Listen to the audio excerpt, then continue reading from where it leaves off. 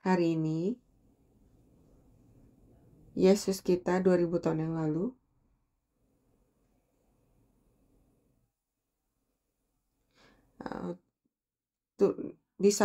diturunkan dari salib jam 6 sore. Pada hari Sabat, hukum Taurat melarang meninggalkan tubuh di luar rumah disalib. Jadi ketika imam besar memberitakan ini kepada Pilatus, ia berkata, benarkah? Jadi apa yang harus aku lakukan? Haruskah kita membunuhnya?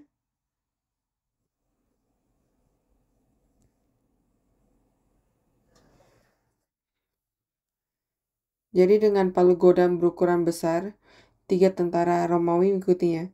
Jika ia nggak mati, mereka akan memukul kakinya dan persendiannya. Jadi mereka memukul kemaluan laki-laki itu tepat di tengah-tengahnya, sehingga ia pingsan dan mati. Dan pencuri kiri dan kanan mati seperti itu. Tapi ketika prajurit itu pergi ke tengah untuk memukul Yesus dengan dengan barang itu, ya sudah mati.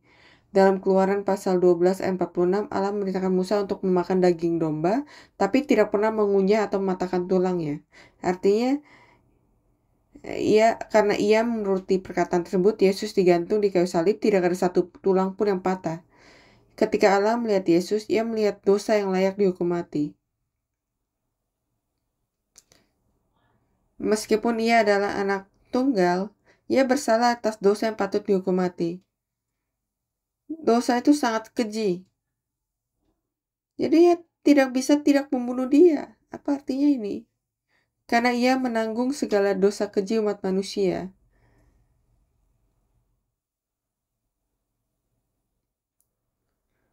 Jadi, ketika kita melihat betapa besar kasih Allah kepada kamu dan umat manusia, saya saat membaca Roma pasal 5 ayat 8, saya tidak bisa melewatinya begitu saja tanpa menitikkan air mata.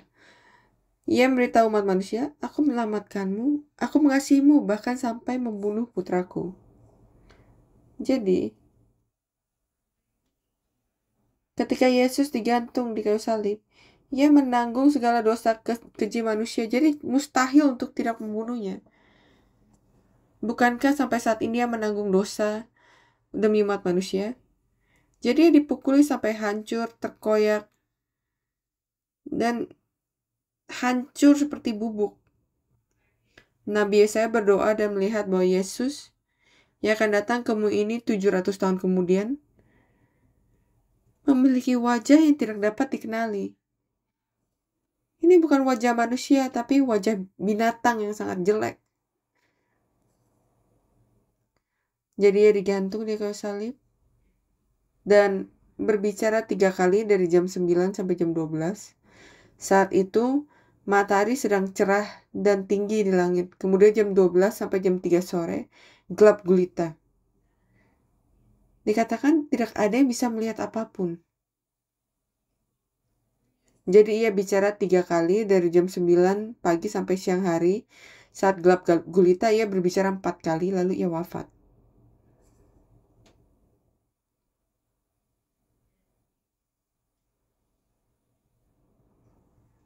Jadi saat ia wafat, domba Paskah disembelih mulai jam 3 sampai jam 6 sore. Jadi Yesus menggenapi nubuatan itu sama persis seperti yang dinubuatkan oleh perjanjian lama. 7 perkataan di kayu salib adalah perkataan yang berlumuran darah. Rasa sakit dan penderitaan yang begitu pahit, sehingga seluruh tubuhnya, dagingnya berjatuhan dari ujung kepala sampai ujung kaki, berlumuran darah. Kepalanya meledak, tubuhnya sakit. Ia tidak mengucapkan ini dari tempat yang nyaman. Sampai ia tidak ingin membuka mulut untuk berbicara. Ia bahkan tidak bisa membuka matanya. Karena ia kena pukul di matanya. Bagian atas dan bawah matanya bengkak sampai ia menempel dan ia tidak dapat melihat dengan baik. 7 firman di kayu salib adalah firman darah. 4 Injil, Matius, Markus, Lukas, Yohanes, itu adalah 4 Injil. 7 firman yang diucapkan di kayu salib adalah firman yang kekal dan tidak berubah. Itu adalah patah emas yang tidak berubah. Itu adalah khotbah tentang darah.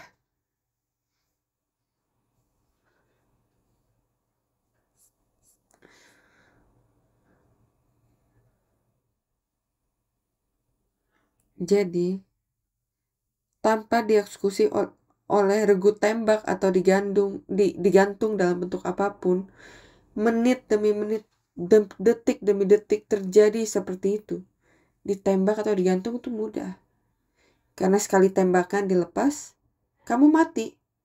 Tapi kematian di kayu salib merupakan pengalaman yang sangat pahit. Karena setiap menit, detik, kepala anggota tubuh seolah diikat ke kereta, ditarik-tarik, berkeping-keping. Ia meninggalkan kita dengan 7 firman. Dan sekarang ia berada dalam kubur. Ketika seseorang meninggal, wasiat terakhirnya sangat berarti. Sama aja apakah itu orang biasa atau orang termuka. Napoleon dari Prancis meninggalkan surat wasiat yang berbunyi, "Saya akan binasa tanpa 3 wanita yang mempertaruhkan nyawa mereka untuk mencintaiku." Tapi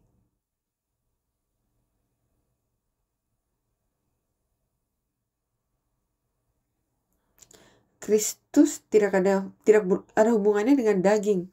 Tapi ia selalu mengasihi umat manusia, dan saat ia mencurahkan darahnya, setiap sendi tubuhnya, seperti yang saya sebutkan berikut sebelumnya, itu seolah-olah ia diikat ke kereta dengan keempat anggota tubuhnya, kedua tangan, kedua kakinya, dan ketika orang berteriak, "Hey!" dan mulai menarik, betapa sakitnya itu. Ini adalah waktu yang sangat menyakitkan. Meskipun banyak orang yang meninggal selama beberapa dekade atau bahkan ratusan tahun, kata-kata terakhir Yesus adalah kata-kata yang melampaui abad-abad. Jadi sekalipun langit-langit dan bumi lenyap, kata-kata ini tetap ada. Itu sebabnya hal itu masih terngiang-ngiang di telinga saya dan telinga kamu hari ini. Ia memikirkan musuhnya lebih dahulu. Rasa sakit yang seolah-olah seluruh anggota badan dan tubuhnya dicabut dari soketnya. Setiap menit, setiap detik pada saat itu, ia meminta untuk mengasihi musuh kamu, agar Allah mengampuni mereka. Betapa menakjubkannya hal itu. Lalu pencuri selama hidupnya, dalam istilah sekarang ia adalah orang yang menghancurkan rumah tangga. Orang yang menghancurkan rumah tangga adalah seseorang yang melakukan kejahatan yang menghancurkan dan membunuh seluruh keluarga. Jadi kepadanya Yesus berkata, "Aku berkata kepadamu, sesungguhnya hari ini juga engkau akan bersama dengan aku di dalam Firdaus." Jangan hanya mengabaikan hal ini sebagai sesuatu yang hanya tertulis di selembar kertas putih, sebuah buku. Berikutnya kepada ibunya, betapa menyenangkannya jika ia memanggilnya Mama, tapi sebaliknya berkata Ibu. Itu dalam konotasi yang berarti perempuan. Itu kehendak Allah kan?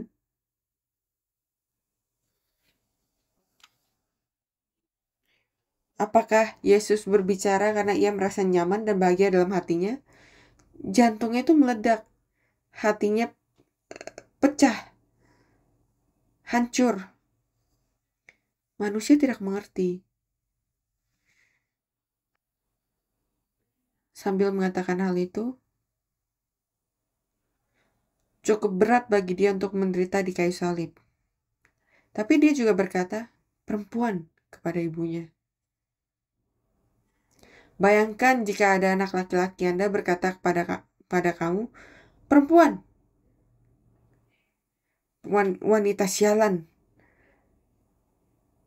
Kamu akan tiba-tiba merasa lelah kan saat itu, merasa tercekik saat itu. Mata yang cerah tiba-tiba menjadi gelap, tidak bisa melihat. Kalau kamu pikirkan, kalau kamu dengar dari anak-anak kamu, jangan pikirkan ini cerita orang lain. Yang keempat, perkataan yang keempat, Yesus berkata kepada Bapa Surgawi, saya tidak membutuhkan kamu, brengsek. Ia ditinggalkan. Dia orang yang berdosa dan keji. Oh, aku tidak membutuhkan XX seperti kamu. Dia ditinggalkan. Dia bilang, Eli, Eli, lama sabaktani.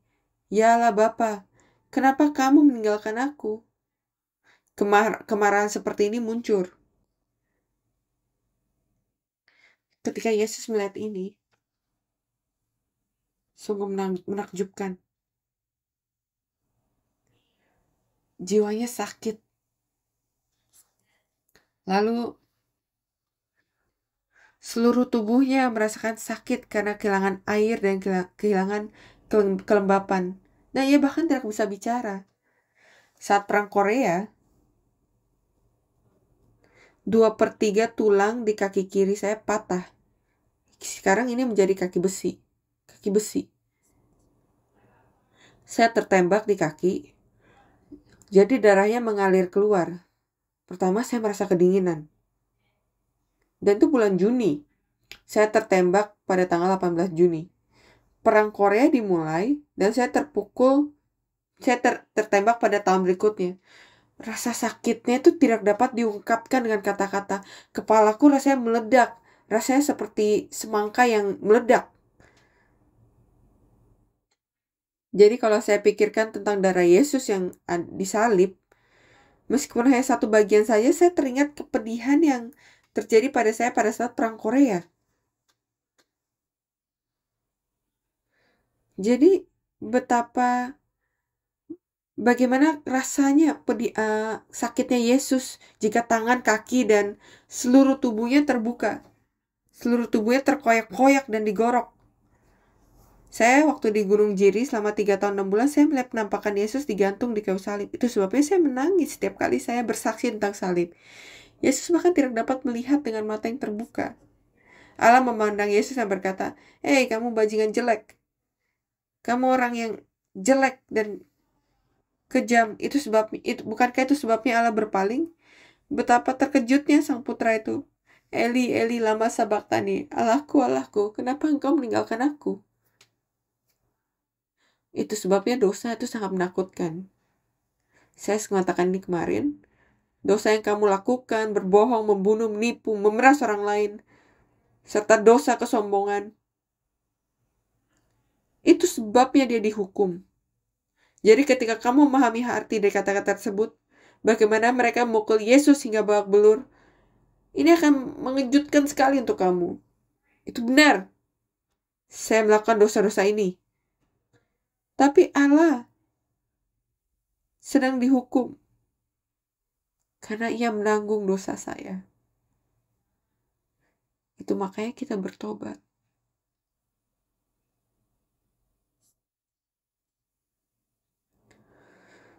Rasa sakit yang dia tanggung.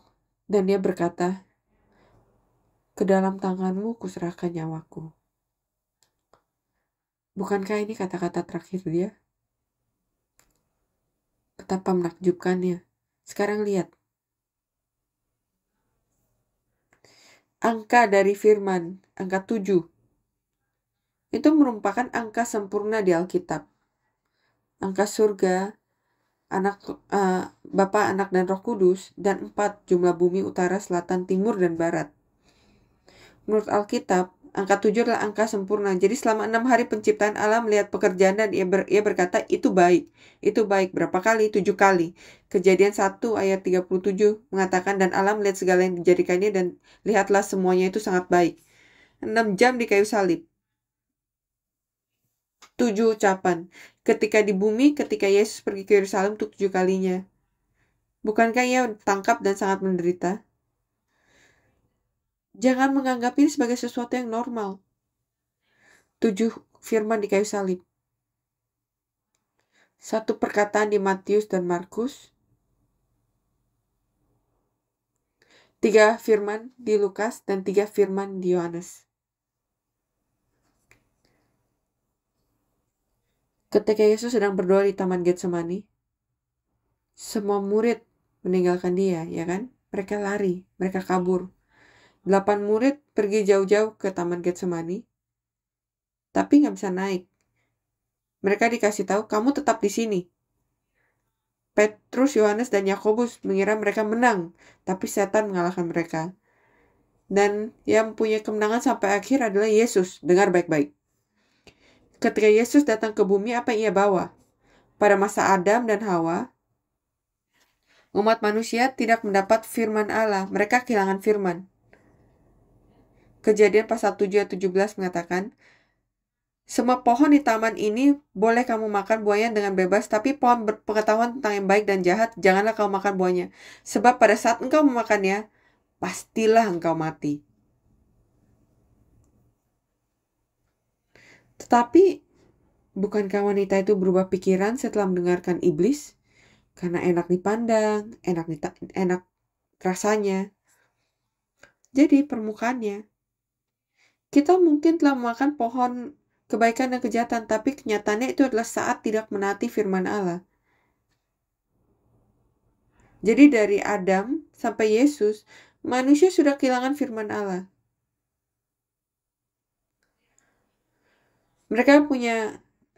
Mereka disebut hidup, tapi pada kenyataannya mereka seperti mayat. Setelah Adam mati sampai Yesus, firman telah hilang selama 4.004 tahun. Hingga Yesus membawa firman bersamanya. Yesuslah firman. Yohanes pasal 1 ayat 1 mengatakan bahwa pada mulai adalah firman. Firman itu bersama dengan Allah dan firman itu adalah Allah. Yesus sendiri adalah Allah dan ia adalah firman itu sendiri. Itu sebabnya Yohanes pasal 8 ayat 51 berkata, sesungguhnya barang siapa menuruti firman-Ku, ia tidak akan mengalami maut. Jadi siapakah Yesus? Ia adalah pohon kehidupan. Yesus adalah pohon kehidupan. Apakah ada pohon kering? Seperti yang ditulis dalam Injil Lukas, jika mereka melakukan ini pada pohon yang hijau, apa yang terjadi pada pohon yang kering? Susah buat saya untuk memiliki hidup dan firman untuk datang ke bumi ini dan hidup karena dosa ini. Maka mereka yang seperti pohon yang kering yang tidak memiliki firman akan binasa dalam semalam. Ia adalah firman itu sendiri. Ia membawa firman kan? Sambil berjalan dari jauh ia berkata, aku datang bukan karena kemauanku sendiri, tapi aku datang berdasarkan nubuat Alkitab dan perjanjian lama. Sebagaimana yang dinubuatkan, saya datang sebagai keturunan Abraham melalui garis keturunan Daud. Tapi kenyataannya, Daud memanggil saya Tuhan, bahkan memanggilku Bapa. Kau menyebut leluhur kamu Abraham sebagai bapamu, tapi Abraham memanggilku Bapa. Saya ada sebelum Abraham, dan saya ada sebelum leluhurmu Daud. Jadi tanpa mengetahui dunia rohani, ketika mereka mengambil batu dan mencoba membunuh Yesus, bukankah Yesus bersembunyi dan melarikan diri ketika kita melihat firman ayat terakhir di Yohanes pasal 8? Jemaat kudus. Firman telah hilang pada zaman Adam, firman yang kekal. Yesus datang untuk memberi kita firman yang hilang. Jadi jika kamu mendengarkan firman, kamu akan hidup. Tapi jika kamu tidak mendengarkan atau mengindahkan firman dan memperlakukannya dengan hina, kamu semua akan binasa, kamu akan mati. Pikirkan tentang hal itu. Apakah Yesus datang untuk mengulangi hal yang sama seperti yang dilakukan oleh para nabi dan imam di masa lalu? Yesus adalah firman yang baru. Ia datang dengan pesan yang baru yang tidak diketahui oleh para penetua, para imam pada saat itu. Jadi ia adalah orang sesat dan tidak mengajarkan cara yang sama seperti mereka. Karena mereka tidak mau berhenti, karena ia tidak mau berhenti, ia berkata, "Hey, taruhlah anggur yang baru ke dalam kantong anggur yang baru dan anggur yang lama ke kantong anggur yang lama. Jika anggur yang baru dimasukkan ke dalam kantong kulit yang tua, maka kantong itu akan koyak." Jadi ketika Tuhan mengatakan ini, apakah yang maksud Yesus datang untuk menjual anggur beras atau mengolah kedai minuman atau toko minuman keras? Saya membawa firman yang baru. Jadi tolong jangan mendengarkan dengan mentalitas yang sama seperti yang kamu lakukan dari imam yang lama, tapi tolong kosongkan pikiran kamu. Tidakkah sebaiknya kamu mendengar agar perkataanku dapat masuk ke dalam dirimu? Ia menangis dengan keras dan berkata, bahkan jika aku memberitahumu hal duniawi, kamu tidak akan percaya atau mengerti. Jika saya datang dengan perkataan surgawi, maukah kamu percaya kepada saya? Dan mereka terus mengatakan hal yang sama. Mereka ingin dia mengatakan hal yang sama seperti yang dikatakan oleh seorang imam pendeta di gereja yang sudah mapan. Apakah Yesus mengatakan hal itu? Yesus yang datang untuk menyelamatkan manusia. Bukankah ia datang dengan firman rahasia yang kekal? Jadi dia pergi ke Yerusalem, keluar di pagi hari, tidak makan, berkeliaran di jalan, dan orang-orang masih tidak menerima firman-Nya. Selain itu, jika mereka memberi Yesus mangkuk air dingin, mereka dikucilkan dari gereja. Mereka diberitahu, kamu memihak Yesus, kamu sesat, jangan pergi. Jadi apa yang dilakukan oleh orang gereja itu? Mata mereka juling dan mereka berkata, pendeta, kami bilang dia sesat, dia orang sesat. Dia bilang, serigala mempunyai liang dan burung mempunyai sarang, tapi anak manusia tidak mempunyai tempat untuk meletakkan kepalanya. Ke-12 murid hanyalah orang yang buta, yang matanya terbuka. Apa kamu lebih tinggi atau aku lebih tinggi? Mari kita perjuangkan hal ini. Siapa yang mempertimbangkan hati Yesus, ya kan? Jadi ia membawakan firman yang telah hilang pada zaman Adam. Ia memberikan kepada mereka, tapi mereka tidak mau menerimanya. Mereka tidak menerimanya, sampai-sampai mereka mengambilnya mengarahkannya kembali ke Yesus dan memukul wajahnya. Jadi Yesus datang sebagai firman sendiri, tapi ia tidak bisa berfungsi sebagai firman. Ia mendengarkan bahwa ia adalah monster sesat dari Nazaret, dan ia menyukai wanita. Bukankah ia menyembuhkan Maria Magdalena dari kerasukan setan? Jadi apakah Yesus menyukai para pelacur dari distrik lampu merah ini? Mereka bilang ia suka pelacur. Bajingan ini.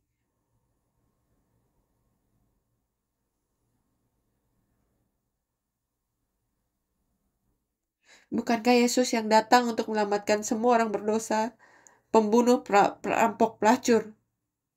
Ia datang untuk memberikan mereka firman. Tapi ia bertanya, bagaimana saya melakukan ini? Allah berkata, Yesus, kamu harus memberikan firman-Nya kepada umat manusia yang hilang pada zaman Adam. Ya, saya akan. Jadi Yohanes pasal 12 ayat 50 berkata, aku tahu bahwa perintahnya itu adalah hidup yang kekal. Yesus tahu bahwa perintah Bapa adalah hidup yang kekal. Ini adalah hidup. Jadi sekarang 1 tahun berlalu, 2 tahun berlalu, 3 tahun berlalu. Dan itu tidak akan berhasil dengan iblis rendahan atau iblis surga. Jadi bukankah naga merah kepala iblis jatuh turun dari surga? Pemimpinnya telah dikirim. Yesus melihat dan berkata, mulai sekarang aku akan menghadapi kesengsaraan, penganiayaan, dan disalib. Ketika ia melihat itu, ia berkata, ia melihat iblis, setan, turun dari langit seperti bintang atau kilat. Mari kita baca Lukas pasal 10. Buka Lukas pasal 10.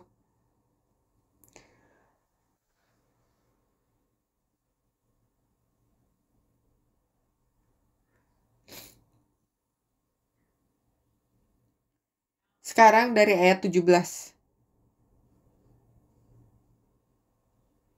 Ayat 17 sampai 18. Mulai. Kemudian ke-70 murid itu kembali dengan gembira dan berkata, Tuhan, juga setan-setan takluk kepada kami demi nama-Mu. Lalu kata Yesus kepada mereka, aku melihat mereka jatuh seperti kilat dari langit. Lihat.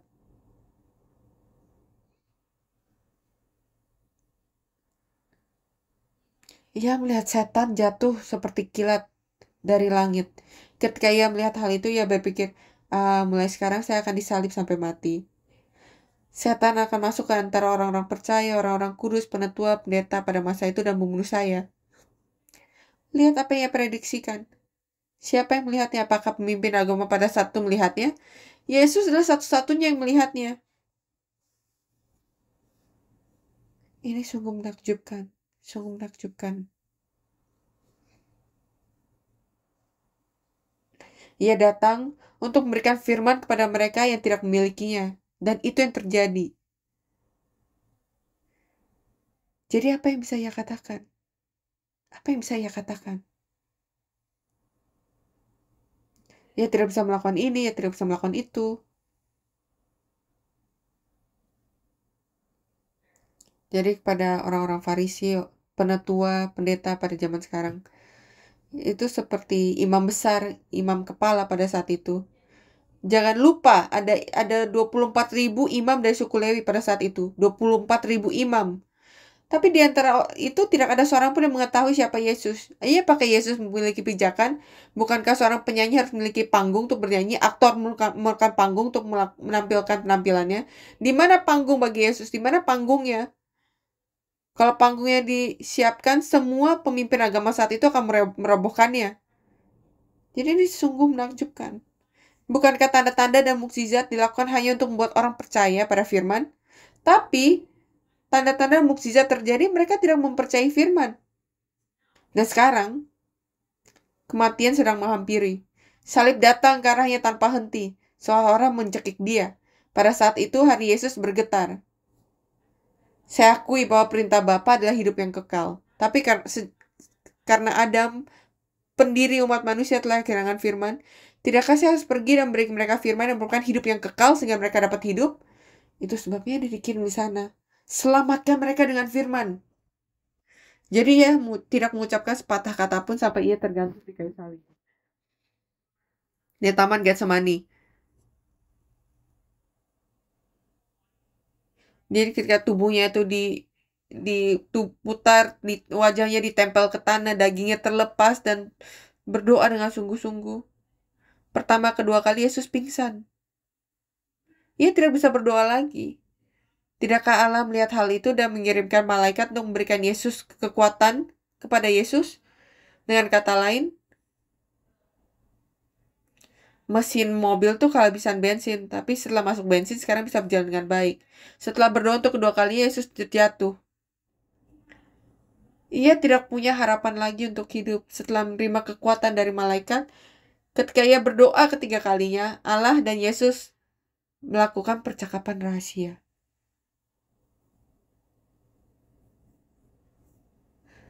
Para penghuni surga tidak mengetahuinya. Setan tidak tahu. Saat ia berdoa hingga keringatnya berubah menjadi darah, butiran-butiran keringat berubah menjadi darah. Ini memiliki arti yang sangat besar. Dan ketika hal ini terjadi, Tuhan dan Yesus memiliki pertemuan rahasia. Bapa, firman diambil dari Adam, awal umat manusia. Ketika ia pernah tidak menaati firman, bukankah diutus ke bumi sebagai Adam kedua dan menggantikan Adam pertama? Itu benar. Tetapi manusia tidak menerima firman. Mereka bilang, aku melontarkan ajaran sesat. Dan mereka dengan sombong menolak menerima firman. Dan sekarang aku hampir mati di kayu salib. Saya harus mengambil firman yang diberikan kepada saya. Jadi ketika Yesus mengatakan hal itu, Allah sangat terkejut dan berkata, Yesus, taatlah. Kamu tidak boleh membawa firman itu kembali. Bukankah kamu sendirilah firman? Beri mereka firman. Mereka tidak menerimanya. Jadi apa yang harus saya lakukan? Ketika kamu tergantung di kayu salib, masukkan firman ini ke dalam darahmu tanpa setan tahu, tanpa malaikat tahu, tanpa seluruh generasi umat manusia tahu. Inilah rahasia yang hanya diketahui oleh kamu dan saya. Jemaat kudus kasih untuk membantu kamu memahami. Pikirkan sebagai wadah. Isinya kecap. Apakah kamu menyebutnya wajah kecap? Jika mengandung pasta cabai, apakah kamu sebut itu wadah wadah cabai merah? Konten itu penting. Wadah kecap atau wadah pasta cabai merah. Jika itu kimchi, apa kamu bilang itu kimchi wadah? Tidak. Kamu bilang itu wadah kimchi kan? Lalu kenapa darah Yesus dilekatkan dengan kata mahal? Kenapa disebut darah yang mahal? Jika Yesus mengalami pendarahan dan digantung di kayu salib, setan dapat mencegah pendarahan itu kan jika membunuhnya. Jika melintir kepalanya atau memenggal kepalanya, bukankah ia mati gitu aja? Bukankah mereka memperlakukan dia sebagai seorang sesat di antara para sesat, seorang pendosa yang keji, dan membunuhnya di kayu salib sampai di titik di mana darahnya perlahan-lahan terkuras dari tubuhnya untuk membuatnya menderita, untuk menghentikannya dan membunuhnya? Jadi, jika ia tahu di dalam darah Yesus terdapat kuasa firman yang mampu menyelamatkan umat manusia dan mematahkan kepala setan, ia memakai mahkota duri, dan darah tumpah dari kepalanya membasahi wajah dan seluruh tubuhnya. Telinga, mata, tubuhnya berlumuran darah. Darah mengalir dari kedua tangan dan kakinya. Manusia berdosa berkata, "Hei, Yesus berdarah, dia akan mati sebentar lagi." Bisakah dia hidup dengan darah yang terkuras seperti itu? Mereka hanya menari, bertukar hadiah setelah Yesus mati. Saat itu para pemimpin agama berkata, "Hei, sekarang kita bisa nyaman menjadi pendeta di gereja. Sekarang Yesus yang brengsek itu mati. Agama kita akan kembali normal." Mereka saling bertukar hadiah. Tapi bukankah darah yang membasahi tubuh, kayu salib, menjadikan Golgota sebagai pusat dari dunia? Darah jatuh ke bumi. Siapa yang menyangka bahwa firman hidup kekal yang menyelamatkan umat manusia terkandung di dalam darah Yesus? Yohanes pasal 6 ayat 63. Perkataan yang kukatakan padamu adalah roh dan hidup.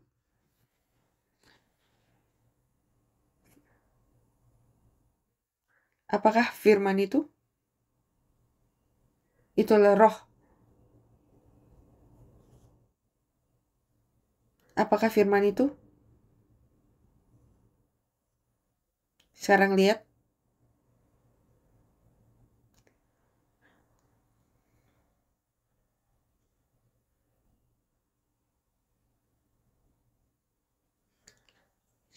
Perkataan yang kukatakan adalah roh dan hidup. Tapi jika kamu melihat dalam Yohanes 12, itu yang di papan ditulisnya adalah hidup. Kalau di Yohanes 12 ada hati.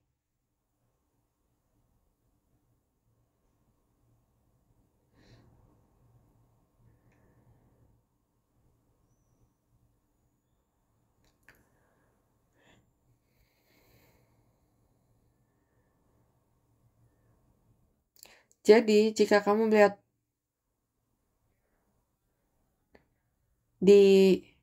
ada angka di sana, itu ada kata hati. Jadi, itu adalah roh, hati, dan jiwa. Jika kalau kamu lihat di 1 Korintus pasal 4 ayat 21, kalau kamu melihat hati, maka roh juga keluar ditulis di sana dengan baik-baik.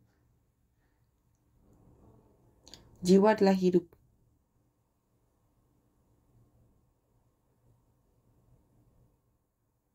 Roh adalah hidup. Hidup ada di sini. Jadi dalam darah Yesus, lihat ini. Kalau darah Yesus tidak bernyawa, tidak hidup, maka sama aja dengan darah pencuri dan darah kita. Walaupun kita memiliki kehidupan fisik, kita tidak memiliki kehidupan untuk menyelamatkan manusia. Imamat pasal 17 ayat 11. Mari kita lihat di sini. Kamu buka di Perjanjian Lama, Imamat pasal 17 ayat 11 mulai. Karena nyawa makhluk ada dalam darahnya, dan aku telah memberikan darah itu kepadamu di atas mezbah untuk mengadakan pendamaian bagi nyawamu. Karena darah mengadakan pendamaian dengan perantara nyawa. Lihat di sini. Dikatakan bahwa karena hidup ada di dalam darah, maka darah itu mengampuni dosa-dosa kita. 1 Petrus pasal 1 ayat 18 dan berikutnya. Itu adalah darah yang mahal. Itu adalah darah yang mahal. Darah yang mengampuni dosa. Jadi ada hidup di dalam darah. Dan hidup adalah roh Tuhan. Dan roh Tuhan adalah hatinya. Hatinya adalah jiwanya. Jadi ini dia. Oh, itu dalam Kisah Para Rasul pasal 4 ayat 32.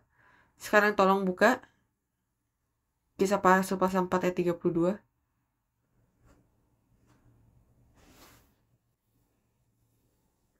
Sekarang bersama-sama. Mulai. Adapun kumpulan orang yang telah percaya itu, mereka sehati dan sejiwa.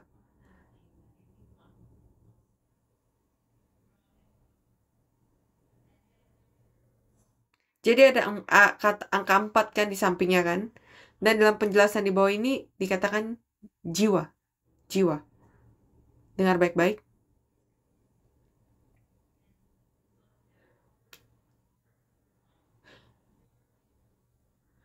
Firman Tuhan adalah roh dan hidup. Roh adalah hati Tuhan. Hati Tuhan adalah jiwanya.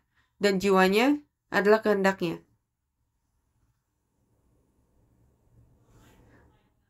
Jadi hidup adalah hidup yang hidup selamanya tanpa mati.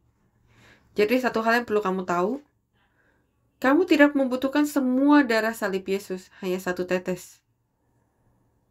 Satu tetes.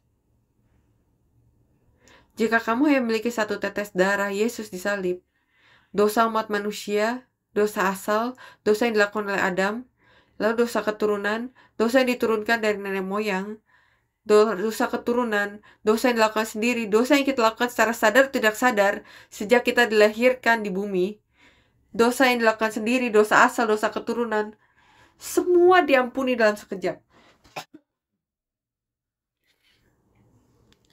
Percayalah.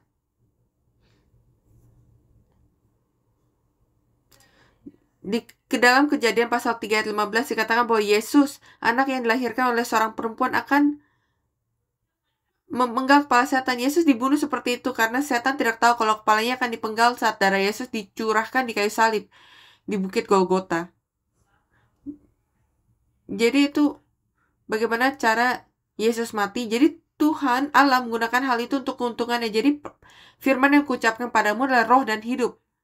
Apa yang hilang pada zaman Adam kedua, pada zaman Yesus, itu ada di Roma pasal 5 ayat 14, juga dicatat di 1 Korintus pasal 15. Lalu ketika Allah berkata bahwa Yesus adalah Adam kedua, apa yang hilang dari zaman Adam pertama, Yesus datang sebagai Adam kedua. Adam pertama tidak taat, Adam kedua taat. Dan kita akan menerima pengampunan dosa dan disembuhkan. Dan ini catat di Roma pasal 5 ayat 11 dan berikutnya. Di Roma pasal 5 ayat 14, Yesus adalah tipe dari dia yang akan datang. Tipe dari Adam. Ini yang sebenarnya dikatakan. Jemaat kudus. Meskipun Yesus terkoyak, hancur, pecah, remuk menjadi debu,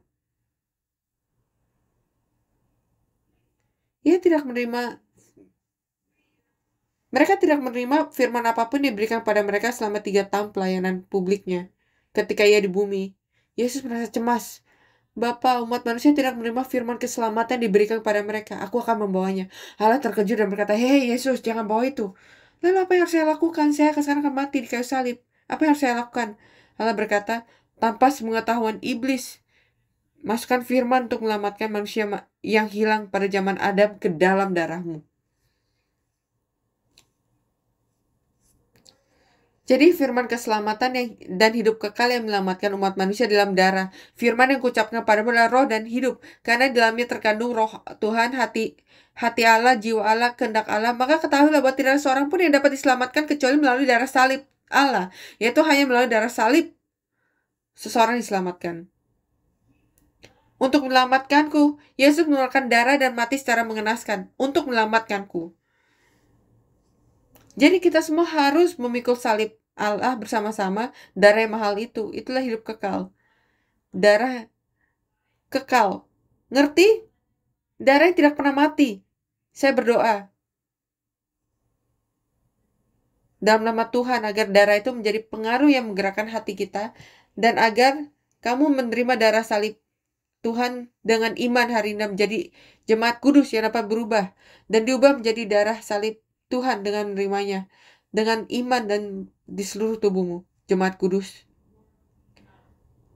Tuhan dipukuli dan dihukum karena dosa kita yang dilakukan secara sadar tidak sadar. Pulang dan baca Yesaya 53. Ia dipukuli dan disiksa karena kita. Saya percaya dan berkata, Tuhan, saya percaya. Saya yakin kalau Engkau telah mengampuni dosa-dosa saya melalui darah kayu salib. Dan saat kita mengakui hal itu, Yesus berkata kepada pencuri sebelah kanan, sesungguhnya aku berkata kepadamu, hari ini juga engkau akan bersama-sama dengan saya di Firdaus. Saya berdoa dalam nama Tuhan. Semoga berkat ini datang pada Anda, keluarga Anda, kerabat Anda, teman-teman Anda, dan semua rekan kerja Anda. Mari kita berdoa. Terima kasih Bapa. Engkau menanggung dosa-dosa manusia yang telah berada di ambang kehancuran selama berabad-abad dan hari ini di kayu salib. Engkau diremukkan, dihancurkan, dicabik-cabik menjadi debu. Betapa sulitnya membawa firman yang menyelamatkan umat manusia sebelum disalibkan. Namun mereka tidak menerimanya. Hari ini kita tahu dengan salib tepat di hadapannya. Setelah Yesus berdoa 2 kali, ia terjatuh, namun menerima kekuatan untuk ketiga kali melalui malaikat dan berdoa dengan sungguh-sungguh untuk terakhir kali. Dengan keringatnya berubah menjadi darah ketika ia membagikan rahasia tersebut. Biarlah kita memahami Alkitab dan bantulah kami berdoa di hadapan-Mu untuk mengetahui misteri salib Tuhan, sehingga kita dapat menerima jawaban dengan penuh semangat. Sekarang kita diselamatkan. Mohon berkati kami, supaya kami bisa menjadi orang-orang yang kini pergi ke gereja dengan hati yang ringan, pergi bekerja dengan hati yang ringan, berkumpul bersama dan berbincang di rumah dengan hati yang ringan, dengan kasih Tuhan yang menggebu-gebu, tanpa beban, dan masuk tanpa khawatir sampai keluarga kami masuk ke surga dipeluk dalam peluhan Tuhan. Jika ada keluarga kami yang gelap, tolong kirimkan firman-Mu pada saat ini untuk menghilangkan kegelapan. Dan kirimkan setiap keluarga terang firman yang 7 kali lebih terang dari matahari. Tolong berkati supaya kami dapat mengalami mukjizat yang bahkan orang sakit pun dapat disembuhkan. Mohon berkati kami agar malam ini menjadi malam kudus-Mu, agar kami bisa datang ke gereja dan mengucap syukur kepada Allah dalam sukacita, kegembiraan, rasa syukur, dan pengharapan kebangkitan yang sama di hari Minggu Allah. Kami percaya dan berdoa, dan kata-kata ini kami panjatkan akan diterima oleh-Mu dalam nama Yesus Kristus yang kudus. Kami berdoa dengan penuh rasa syukur. Amin.